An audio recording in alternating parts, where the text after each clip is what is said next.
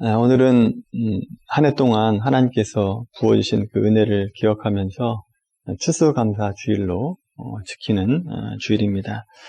추수감사주일을 맞아서 그리스도인들이 사랑하는 구절 중에 하나를 우리 함께 읽었습니다.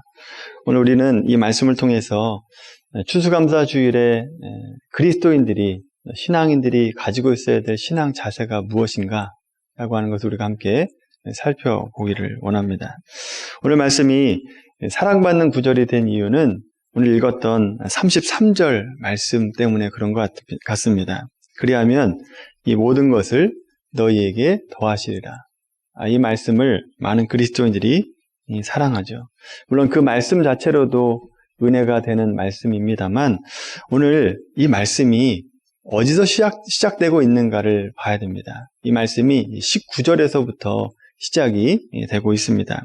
19절의 말씀 보시면 보물을 땅에 쌓아두지 마라 라고 하는 말씀으로 시작을 해서 마지막 결론 부분에서 오늘 우리가 읽었던 말씀이 나오게 되죠. 이 모든 것을 너희에게 더하시리라. 그 말씀으로 끝마치고 있습니다. 자, 중간에 24절의 말씀을 보시면 한 사람이 두 주인을 섬기지 못할 것이니 라고 말하면서 우리에게 하늘에 쌓는 보물과 땅에 쌓는 보물 중에 하나를 선택하라 라고 말씀하고 있습니다. 물론 하나님께서 원하시는 건 당연히 하늘의 보물을 쌓는 것을 원하시죠. 자, 그런데 24절의 말씀을 읽을 때 우리는 이런 생각을 하게 됩니다. 물론 하늘의 보물을 쌓는 것 당연히 해야 될 일이고 또 필요하다라고 하는 것을 하나님 제가 알고 있습니다. 그런데 이 세상 살기가 하나님 녹록지가 않습니다. 먹고 살기가 참 힘듭니다. 안 그래도 힘든데 어떻게 하늘의 보화를 쌓으며 살아갈 수 있겠습니까? 이렇게 많은 그리스도인들이 말을 하고 있죠. 이런 질문에 대한 답으로 26절부터 30절까지 말씀을 주시는 겁니다. 공중의 새를 봐라. 들에 핀 백합화를 봐라. 오늘 있다가 던져지는 들풀도 하나님께서 이렇게 입히시는데 너희일까 보냐? 라고 말씀하고 있습니다. 하나님께서 공중의 새를 기르십니다. 그리고 뒤에 나오는 백합화도 하나님께서 기르신다라고 얘기하죠. 근데 그 백합화가 입은 그 옷이 솔로몬의 영광으로 입은 옷보다 더 좋다, 화려하다라고 말씀하고 있죠. 여러분, 이 말씀에 나오는 새와 들풀과 사람의 공통점이 있습니다. 셋의 공통점은 모두 다 하나님이 만드셨다라고 하는 공통점이 있죠. 그리고 그 모두를 하나님께서 책임지시고 먹이시고 기르신다라고 하는 겁니다. 근데 다른 점이 있어요. 새와 들풀과 사람이 다른 점이 있습니다. 다른 점이 뭐냐? 새와 들풀에게 있어서 하나님은 창조주 하나님이십니다. 그런데 아버지는 아니죠. 우리에게는, 사람에게는 하나님은 창조주이시자 아버지 되신다라고 하는 점이 다른 점이다라고 하는 거죠. 그 다른 점 때문에 이 30절 말씀이 우리에게 은혜가 되는 겁니다. 오늘 있다가 내일 아궁이에 던져지는 들풀도 하나님이 이렇게 입히시거든 하물며 아버지 되신 너희 하나님께서 그냥 내버려 두시겠느냐라고 한 얘기입니다. 자식된 너희를 그냥 내버려 두지 않는다라고 한 얘기죠. 자, 이어서 32절 말씀 한번 보세요. 32절 말씀 보시면 다 같이 한번 읽어볼까요? 32절 시작. 이는 다 이방인들이 구하는 것이라 너희 하늘 아버지께서 이 모든 것이 너희에게 있어야 할 줄을 아시느니라. 그런즉 너희는 먼저 그의 나라와 그의 의를 구하라 라고 하는 말씀이 나오게 되죠. 자, 먼저 그의 나라와 의를 구하라 라고 하실 때 우리에게 먹고 마시고 입는 것이 필요하지 않다, 필요치 않다라고 말씀하시는 것이 아니라 하나님이 그런 것들이 필요하다는 것을 아신다는 겁니다. 우리에게 그것이 필수적인 조건이다라고 하는 것을 아신다는 겁니다. 따라서 하나님께서 우리의 필요를 아시고 그 필요에 대해서는 책임지시겠다라고 하는 얘기입니다. 우리의 삶은 하나님께서 책임져 주시니까 우리에게 뭐 말씀하시는 겁니까? 뭐 하래요? 하나님 나라와 의를 구하라 라고 하는 겁니다. 그래서 하나님께서 우리에게 주신 생명과 인생을 가지고 그의 나라와 그의 의를 구하는 일이 바로 우리가 해야 될 일이다 라고 하는 거죠. 그러면 이 모든 것을 더하시겠다 라고 하는 것이 오늘 말씀의 핵심입니다. 이 모든 것이라고 하는 것은 물론 앞에 있는 먹는 것, 입는 것, 또 마시는 것을 말하는 겁니다. 그리고 오늘 말씀을 오해하지 말아야 될 것은 이 말씀을 너희가 하나님께서 먼저 잘해라. 그러면 하나님께서 그 너희 필요를 다 채우시겠다 라고 하는 의미가 아닙니다. 기브 앤 테이크라고 하는 것이 아니다라고 하는 거죠. 하나님은 이미 우리에게 다 좋은 것은 다 주셨습니다. 우리에게 생명을 주셨잖아요. 영원한 생명을 우리에게 허락해 주셨습니다. 그리고 하나님의 자녀로 살아가게 하셨습니다. 따라서 하나님 나라와 의를 구하는 것은, 이 요구는 우리가 마땅히 해야 될 일입니다. 당연히 해야 될 일이다라고 하는 거죠. 그런데 그 당연한 일을 하는데도 하나님께서 이 모든 것을 더 하시겠다는 겁니다. 더 주겠다라고 하는 말씀이다라고 하는 거죠. 그래서 이 복을 주시겠다라고 하는 말을 give and take로 이해하시면 안 된다는 겁니다. 그렇게 복을 주는 이유가 있습니다. 더하시는 이유가 있어요. 하나님의 자녀로 더 많은 사람에게 선한 영향력을 끼칠 수 있도록 풍성하게 채우시겠다라고 하는 얘기입니다. 여러분, 재밌는 것은 오늘 이 말씀이, 우리가 읽었던 말씀이 33절에서 끝나는 것이 아니라 34절에서 끝난다는 겁니다. 그러므로 라고 하면서 결론이 나오죠. 34절 한번 읽어볼까요? 시작. 그러므로 내일 일을 위하여 염려하지 말라. 내일 일은 내일이 염려할 것이요 한날의 괴로움은 그날로 족하니라. 아멘. 여러분, 33절하고 이 34절 말씀이 약간 분위기가 다릅니다. 이 33절 말씀을 보시면 굉장히 적극적이죠. 복된 말씀으로 받아들입니다. 그런데 34절의 말씀은 약간은 소극적이고 침체된 느낌을 받게 됩니다. 그럼에도 불구하고 이 34절의 말씀을 주시는 이유가 있습니다. 왜 이 말씀을 주시는가? 하나님 나라와 하나님의 의를 구하는 신앙인들의 삶이 세상 사람들에게, 그리고 심지어 그리스도인들이 볼 때에도 걱정과 염려가 되고 또 고난으로밖에 보이지 않기 때문에 그렇습니다. 하나님 나라와 의를 구하는 삶이 고난같이 보인다라고 하는 겁니다. 그래서 이 34절의 말씀을 주는 겁니다. 실제로 신자들의 삶이 쉽지가 않습니다. 또 세상적인 보상도 따라오지 않을 때가 있다라고 하는 거죠. 자, 그럼에도 불구하고 하나님께서 원하시는 것, 먹고 마시는 것, 입는 것 내가 책임질 테니까 너희는 하나님 나라와 의를 구하며 살라라고 하는 말씀입니다. 힘들다 할지라도 하나님 나라와 의를 구해야 된다라고 하는 겁니다. 고난스러워도 힘들게 보여도 해야 된다라고 하는 얘기입니다. 여러분, 이것이 오늘 우리가 추수감사 주일 말씀과 연결이 되는 말씀입니다. 보통 추수감사절은 우리에게 하나님께서 주신 것에 대한 감사의 절기로만 그치고 맙니다.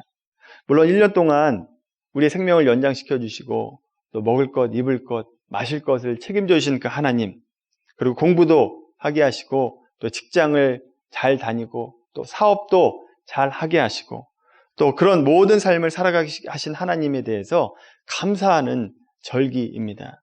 자, 그런 감사를 마땅히 하나님께 드려야 되는 감사인데, 한 날을 정해서 추수감사 주일이라고 하는 주일을 정해서 하나님께 감사하는 절기로 우리가 드리고 있죠. 그런데 여러분, 우리가 단순히 하나님 감사합니다 라고 끝날 일이 아니다 라고 한 얘기입니다. 오늘 말씀을 통해서 우리가 생각해 봐야 될 것은, 하나님께서 우리에게 생명을 주시고 먹을 것, 마실 것, 입을 것을 주셨는데 그렇게 주신 것으로 나는 과연 뭘 했는가를 생각해 봐야 됩니다. 나는 내게 주신 그 복들을 가지고 무엇을 하나님께 올려드렸는가? 하나님 나라와 의를 구했는가? 라고 하는 질문을 해야 된다라고 하는 거죠. 추수감사주의를 맞는 우리가 당연히 해야 될 질문입니다. 물론 추수감사절에만 하는 것이 아니라 사실 매일매일 삶 가운데 해야 되는 질문이기도 합니다. 매끼 식사를 주신 하나님, 또 나에게 생명을 연장시켜 주신 그 하나님, 그 하나님께 감사하고 나에게 허락하신 이 오늘 하루를 나는 과연 무엇을 하며 살아가고 있는가? 하나님 나라와 의를 구하면서 살아가고 있는가? 라고 하는 질문을 해야 되는 것이 감사절을 맞는 신앙인들이 해야 되는 질문이다라고 하는 거죠. 그래서 여러분, 추수감사절에 너희는 먼저 그의 나라와 의를 구하라 라고 하는 이 말씀을 통해서 예수님께서 이렇게 질문하고 계신 겁니다. 아무개야, 너는 지난 한 해 동안 하나님 나라와 의를 구했느냐? 라고 질문하고 계십니다. 하나님 자녀답게 살았는가? 라고 하는 것을 우리에게 묻고 계신다라고 하는 거죠. 여러분 어떻습니까? 1년 동안 살아가시면서 하나님의 나라와 의를 구하면서 살아가셨습니까? 많은 분들이 하나님 나라와 의를 구하며 살아갔을 것으로 제가 알고 있습니다. 1년 동안 가정과 또 직장과 또 교회에서 수고하신 것을 알고 있습니다. 특별히 여러분 교회를 위해서 1년 동안 기도하고 또 봉사하신 것 때문에 코로나 기간임에도 불구하고 우리 교회가 풍성하게 1년을 마무리하고 있습니다. 물론 교회에서 하는 것만 하나님 나라와 의를 구하는 것이 아닙니다. 여러분 가정에서 또 직장 가운데 학업 가운데 또 여러분 사업 가운데 하는 그 모든 일들도 하나님의 일이 될 수 있습니다. 하나님의 일이 되기 위해서 뭘 해야 되느냐? 목적이 무엇인가가 분명해야 됩니다. 내가 영혼 구원하기 위해서 가정사역을 하고 있었는가? 영혼 구원하기 위해서 공부하고 있었는가? 영혼 구원하기 위해서 내가 직장을 다니고 사업했는가? 그 말에 예스라고 대답하신다라고 한다면 여러분은 그의 나라와 그의 의를 구하면서 살아가신 겁니다. 그런 삶을 살아간 모든 성도들에게 하나님께서 잘했다, 충성된 종아라고 말씀하십니다. 칭찬하시고 인정하시고 더하시는 은혜가 그런 삶 가운데 있게 된다라고 하는 거죠. 근데 여러분 반대로 우리 가운데는 하나님의 나라와 의를 구하는 일과 전혀 상관없는 1년을 살아가신 분들도 아마 계실 겁니다. 그런 분들이 보통 말하는 핑계들은 이런 겁니다. 하루하루 살기도 힘들고 바쁜데 어떻게 하나님 나라와 의를 구하며 살아갑니까? 주일 한 번 예배 드리기도 힘든데 어떻게 제가 주중에도 하나님 나라와 의를 구하며 살겠습니까? 라고 핑계를 대죠. 한 가정의 가장이다 라고 한다면 여러분 하나님 이번 달 갚을 이자가 대출 이자가 얼마인지 아십니까? 지급해야 될 인건비 또 지급해야 될 사업 대금 아이들에게 들어가는 학원비 한두 푼이 아닙니다. 정신이 없습니다 하나님. 그래서 하나님의 일을 못했습니다 라고 얘기하죠. 구직하는 청년들은 하나님 제가 구직 문제 때문에 하나님의 할 여력이 없습니다. 또 교회에 가기가 창피합니다. 내가 구직을 하고 나서 하나님 앞에 헌신하겠습니다 라고 얘기하는 분들도 있죠. 그럼 직장 정해지면 좀 나아지십니까? 상황이 나아질까요? 직장 다니면 정신이 없습니다. 주중에 너무나 바빠가지고 주일 되면 뭐라고 얘기할까요? 하나님 제가 주중에 쉬지를 못했습니다. 주일날 모시면 저 죽습니다. 그래서 주일날은 좀 봐주십시오 라고 얘기하면서 주일날 예배도 안 나옵니다. 학생이라면 내신을 위해서 공부해야 되고 대입을 준비해야 되니까 언제 하나님 나라를 위해서 일하겠습니까? 하나님 좀 대학 갈 때까지만 좀 눈 감아 주십시오. 여러분 하나님의 일은요 상황과 여건이 안 됨에도 불구하고 먼저 하나님의 나라와 의를 구하는 겁니다. 34절의 말씀 보세요. 염려가 될지라도 먼저 하나님의 나라와 의를 구하라 라고 얘기하잖아요. 내일 일이 걱정이 돼도 그래도 오늘은 하나님의 나라와 의를 구하라는 겁니다. 먼저라고 말씀하시잖아요. 먼저. 나중이 아니라 먼저 하라는 겁니다. 하나님의 나라와 의를 구하는 일에 대해서 여러분 핑계를 찾으면요, 한도 끝도 없습니다. 한도 끝도 없어요. 여러분, 이런 비슷한 변명을 이스라엘 백성들도 하신 거 아십니까? 이스라엘 백성도 똑같은 이런 변명을 하며 살았습니다. 한번 찾아볼까요? 출애굽기 16장 말씀. 출애굽기 16장 1절에서 4절까지 말씀입니다. 구약성경 105페이지입니다.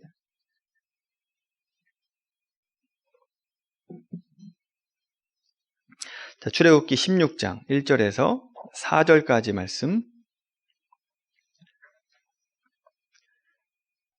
105페이지, 구약성경 105페이지 16장 1절에서 4절까지 말씀 같이 읽겠습니다. 시작.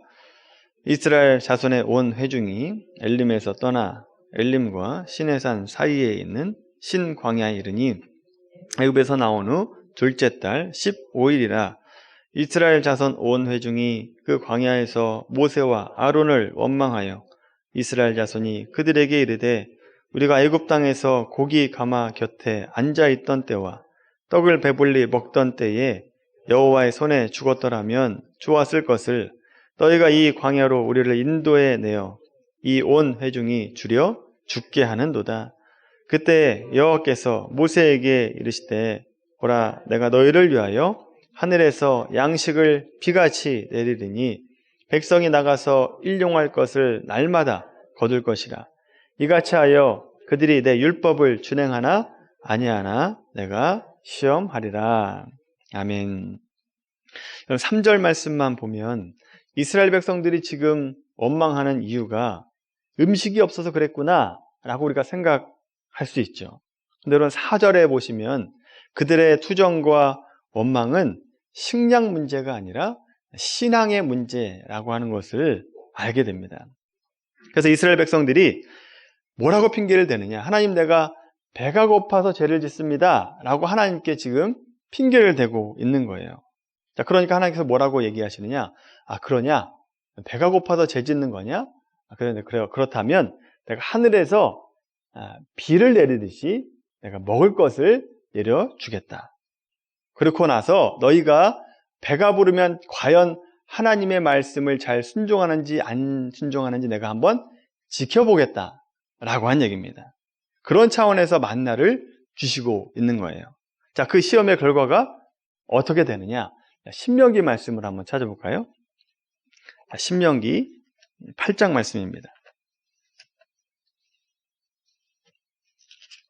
구약성경 273페이지입니다.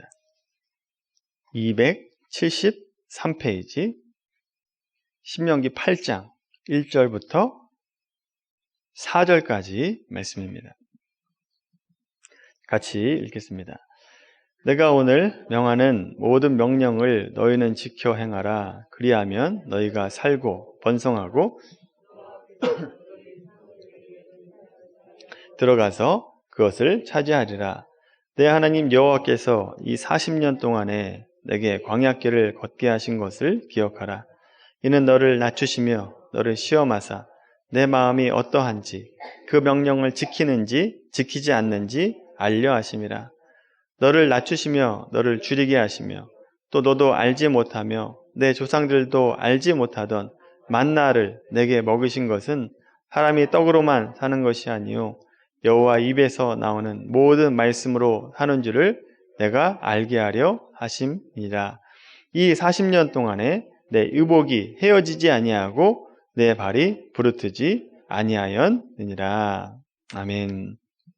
2절에서 보시면 너를 낮추시며 너를 시험하사 내 마음이 어떠한지 그 명령을 지키는지 지키지 않는지 알려 하심이라 라고 말씀하죠. 그래서 먹을 것이 없어서 투정하고 있는 이스라엘 백성들에게 매일 만나를 주십니다. 그리고 메추라기도 내려주시고 목마를 때는 반석에서 물을 내십니다. 자, 그리고 40년 동안에 옷이 헤어지지 않았다라는 겁니다. 그리고 발도 부르트지 않았다라고 말씀하고 있죠. 자, 그렇게 했더니 그럼 모든 것을 다 채워줬더니 이스라엘 백성들이 40년 동안 원망 없이 순종하면서 지냈습니까? 아니면 원망했습니까? 똑같이 원망했죠. 하나님을 원망하고 모세와 아론을 원망했습니다. 이스라엘 백성들의 핑계가 아까 뭐였습니까? 배가 고파서 내가 죄를 짓습니다 라고 얘기했죠. 하나님께 원망을 했습니다. 자, 그래서 배부르도록 만나를 주셨더니 원망하지 않았느냐? 똑같이 원망했다라고 하는 겁니다. 너희가 핑계대는 것이 틀렸다라고 하는 것을 40년 광야 생활 동안에 스스로 깨닫게 하시는 겁니다. 그래서 사람은 떡으로 사는 것이 아니라 하나님의 말씀으로 사는 줄을 알게 하신 사건이 광야 40년 사건이다라고 하는 거죠.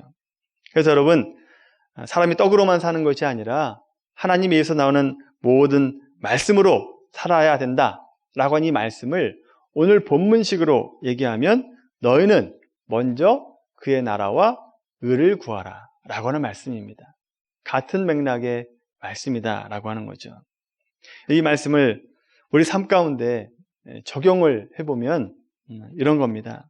우리가 하루하루 살아가면서 하나님 나라와 의를 구하지 못하는 이유가 내가 너무나 바빠서 상황과 여건이 되지 않아서 하나님 내가 그렇습니다 라고 얘기하지만 그것은 사실은 신앙의 문제다라고 하는 겁니다. 우리의 신앙의 문제입니다. 내가 없어서가 아니라 신앙의 문제가 있기 때문에 하나님의 나라와 의를 구하지 못하고 있다라고 하는 거죠. 하나님의 일은 내 상황과 상관없이 반드시 해야 되는 일입니다. 먼저 해야 되는 일입니다. 나중이 아니라 먼저 해야 된다라고 하는 거죠. 여러분 혹시 지난 한 해 동안 먹을 것이 없어서 굶으신 분 있습니까? 다이어트 한다고 밥은 안 먹으신 적 있겠습니다만 배고파서 먹을 것이 없어서 배고픈 적은 없지 않습니까? 입을 옷이 없어서 겨울에 여름 옷을 입고 여름에 겨울 옷을 입고 하는 분 없지 않습니까? 우리 가운데 절대 빈곤을 가지고 살아가는 분은 없습니다. 그래서 우리는 누구나 하나님의 나라와 의를 구하며 살아갈 수 있다라고 하는 거죠. 누구나 할 수 있는 일입니다. 누구나. 하나님의 나라와 의를 구하는 일을 너무나 크게 생각하지 마십시오. 우리가 아프리카 오지에 가서 복음을 전해야 하나님의 나라의 일이다. 아닙니다. 저 이슬람 국가에 가서 복음을 전하는 것, 그것만 하나님의 일이 아니다라고 하는 거죠. 물론 큰 일입니다. 근데 하나님께서는 모든 성도를 그렇게 선교사로 부르지 않았습니다. 대부분의 성도들에게 주신 사명은 평상시 일상을 살아가면서 반복되고 특별할 것 없는 삶을 살아가면서 하나님의 나라와 의를 구하며 살기를 원하십니다. 작은 일이라도 사람을 살리는 일을 원하신다라고 하는 거죠. 매일 살아가면서 만나는 가족들, 친구들, 직장 동료들 가운데 예수 믿지 않는 분들이 계시다라고 한다면 그들에게 내가 친절을 베풀고 또 섬기고 희생하고 나눔으로써 내가 가지고 있는 생명을 전달하는 것, 그것을 하나님께서 원하시는 거죠. 또 내 주변에 예수 믿는 분들만 있다라고 한다면 나로 인해서 그분들에게 성숙한 그리스도인들의 모습이 어떤 것인가 라고 하는 것을 보여주는 겁니다. 그것이 곧 하나님 나라와 의를 구하는 일이죠. 그렇게 하루를 살아갈 때 우리에게 어떤 일이 벌어지게 되는가? 우리가 읽었던 오늘 본문식으로 얘기하면 이 모든 것을 너희에게 더하시리라 라고 하는 은혜가 있게 되는 겁니다. 신명기 말씀에도 이런 은혜가 나와요. 복이 나옵니다. 신명기 8장 11절, 16절 말씀입니다. 신명기 8장 11절, 16절 말씀. 신명기 8장 11절, 16절 같이 읽겠습니다. 내가 오늘 내게 명하는 여호와의 명령과 법도와 규례를 지키지 아니하고 내 하나님 여호와를 잃어버리지 않도록 삼갈지어다. 내가 먹어서 배부르고 아름다운 집을 짓고 거주하게 되며 또 내 소와 양이 번성하며 내 은금이 증식되며 내 소유가 다 풍부하게 될 때에 내 마음이 교만하여 내 하나님 여호와를 잃어버릴까 염려하노라.